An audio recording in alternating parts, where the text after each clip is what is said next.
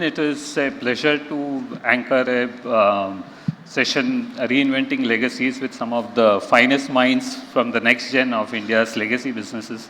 And why I say it's interesting is because conventional wisdom says that when a first generation entrepreneur sets out, the appetite for risk is quite high because in some sense there is nothing to lose. But when it comes to the next gen, the appetite, the equation flips and the appetite for risk may not be as much because there is a lot more to lose. But then there are always outliers, and one such outlier is Avantika, who is running a commodity business which manufactures sugar. While by nature sugar is sweet, but running the business can be a bitter one. So, and what you have done is chosen to creatively disrupt your business. Can you give a sense of how you're doing it and why? Thank you so much for that question. And I don't know if I'm disrupting just yet. We are still in project phase, so I hope we disrupt next year.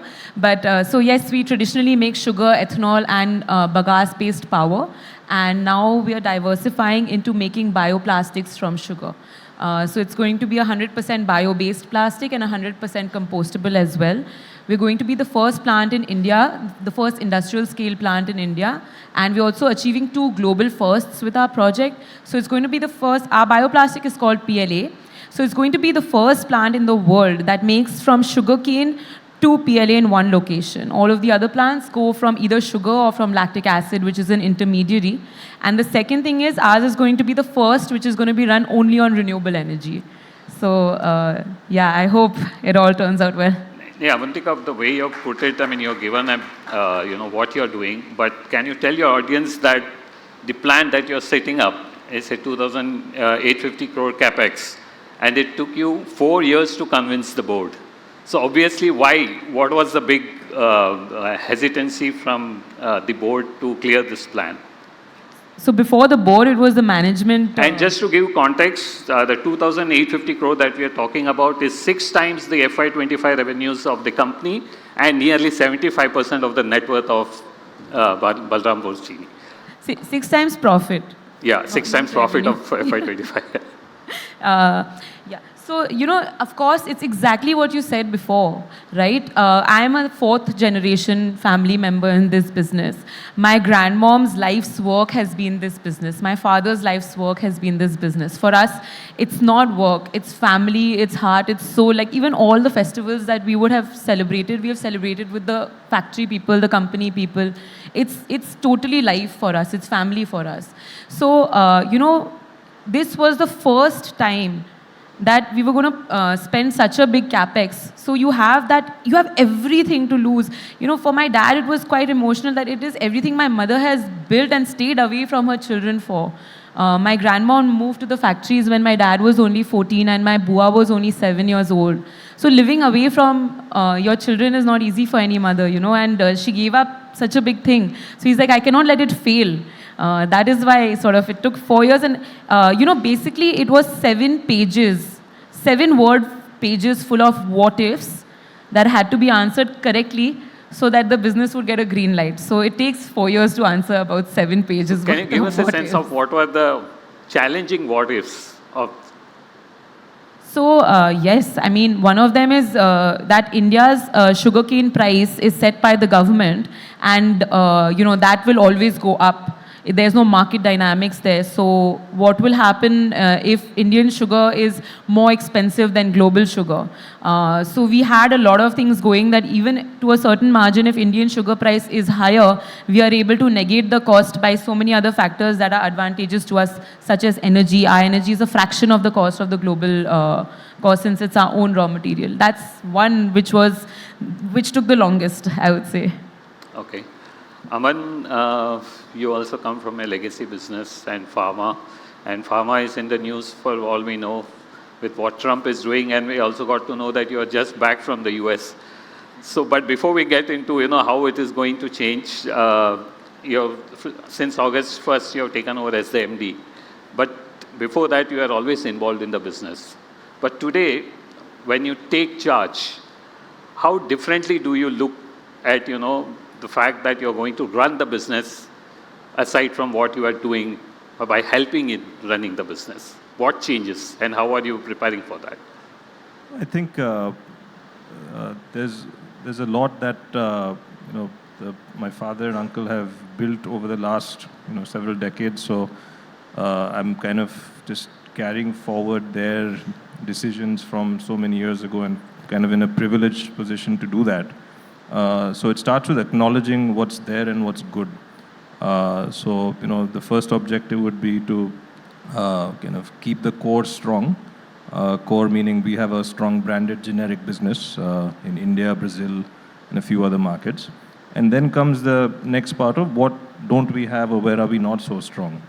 And so we are very open in acknowledging that maybe our international business isn't as strong as it should have been. And that's where a lot of our focus will probably be in the next couple of years, or maybe our next capital decision could be in the international markets. So yeah, I would just summarize, focus on the core, what's built by the previous generations and management, and look to what could be the next avenue of growth. Did you have some kind of conversation with your dad and family members now that you are going to be in the driver's seat? Did you have some kind of a piece of advice or something that you got from your dad? A lot of bits and pieces, but a few kind of words that tend to stick out from maybe my uncle or father is that they've always looked at problems or difficult crises as opportunities, because that's when things could really be used to your advantage rather than it's not always all bad, and they've seen those cycles many times over. So maybe that experience that they would have had gives them the confidence that like the current potential geopolitical change that may come, how do you capitalize on that? What can you do rather than saying that it's going to be a tough time? So there's both sides of the coin that you should look at. So. Keshav, you come from a family whose fortunes have been intricately linked to the India growth story, India's infrastructure story, and they have created some marquee projects, infrastructure projects, the best airports for the country. But what made you choose to step out of the GVK umbrella and create an identity of your own with Equal? Thanks for inviting me, first of all, Keshav. It's nice to have a namesake and being interviewed by that. But so the GVK values, the value system have always been around humanness, hard work, building for India, and the hunger for doing something really big, and most importantly, true spirit of entrepreneurship. Over the past 30, 40 years, we've built 6 to 7 large businesses, and that innate spirit and that value system is what I have as well. Although I didn't move away from the GVK umbrella. Actually, I manage 3 businesses for us as on the board. So our pharma services business, Arigen Life Sciences, our GVK EMRI, which is the largest ambulance system in the world, and the family office. But apart from that, I realized that what is the next avenue for growth is going to be, software, technology, AI, and that is where I realized that that's where my legacy will get built. Each generation will do something different, and that entrepreneurial spirit is what I take in trying to build something new. And with that, we started with Equal 3 years ago, and it's amazing that in 3 years today we have 95 million Indians as customers. We process 1 billion transactions. We're India's largest data sharing company. And the next 5 years is going to be even more exciting. The vision is to have half the country using us, so about 500 million users, and will be using us with our application AI company, what we're building on top, which Pratyush called me out for as well. So super excited. I think the common thread is entrepreneurship. Avantika, you've chosen a high capex, it's biomaterials, no playbook. This is the first time that's happening in India. So in some sense, is this your moonshot in scripting Balrampur Chini's, I would say, destiny and legacy? So, I never thought about a moonshot or my legacy, or like that was not the thing which was really driving me. what was driving me is that, you know, the sugar industry, as you said, it's really bitter sometimes to run it because the sugar cane price is determined by the government. The sugar price is regulated by the government. The ethanol price is set by the government. The power price is also set by the government. So the only way that we can do something and how we excel is by having mad efficiency. So that is what our company has excelled on for so many years. My thought was, how can we sort of make it less dependent on everything and everyone else and adding real value for a future which will also drive the future of our country and the road that we want to traverse with sustainability. You know, we support 550,000 farmers. We support 10,000 villages. So it's all about making sure that that legacy lives on for 50 more years. So it wasn't about anything else but the severe want to make this even bigger and even more successful so that every single person who's associated with us down the line has a good life for generations.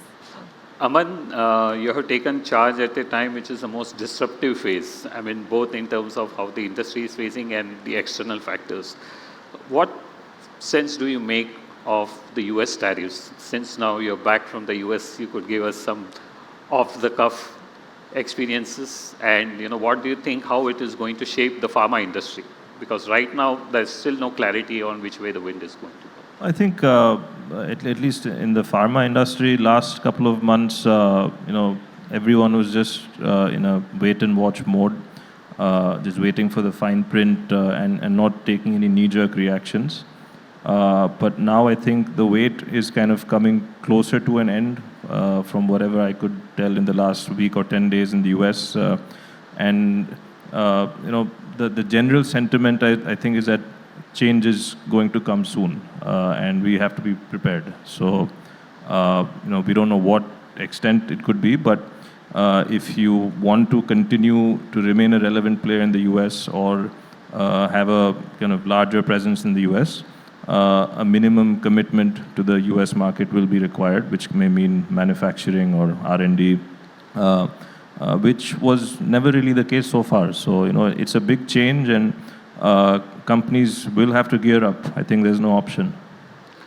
Beyond pharma, the Torrent Group has also diversified into renewables, healthcare and stuff. Could you give us a sense of why the group is choosing to do what it is doing? So it was actually the first diversification was led by my father and uncle in the 90s. So that was in the energy sector. I think they really saw the Indian market opening up after liberalization and saw that as a big kind of theme of growth. So it was more about identifying trends in where the GDP growth could be, where you could play a catalyst to GDP growth. So that was kind of their thinking. Then for almost 20 years, we didn't really diversify anywhere else. So we had, as a group, 2 sectors. Today there's 4 sectors, one being city gas distribution and the 4th being sports. And the theme is the same, that there was a mission laid out that India had to be a gas-based economy and increase the number of piped gas and CNG connections, and could Torrent play a role in that? That was the thinking maybe almost now 9-10 years ago. And that led to that decision. Sports, of course, was purely from the sheer magnitude of the opportunity that sports presents in the country, cricket especially. And the timing was fortunate where we could capitalize on one opportunity that came up. So I think it's more about identifying the trends where what could be the kind of new economy growth avenues, and do we have a right to win in those, and take those bets accordingly. Keshav, GVK has always created size and scale with infra. How are you replicating that at Equal? What's your grand vision with Equal? So, I always jokingly say we build physical infrastructure through power, airports, roads. Now I'm building digital infrastructure. So we're the largest data sharing company for Indians when they're getting access to loans, for insurance, for healthcare. And with that, actually, we're going to be able to, with our new application AI company on top, you'll be able to do all these tasks. So for an average Indian who has a lot of pain on a day-to-day basis, we want to actually make their life easier. And that at insane scale is what I'm building for. So that's sort of the legacy that I'm going for. I think we have come to the close of the session. One piece of advice, you know,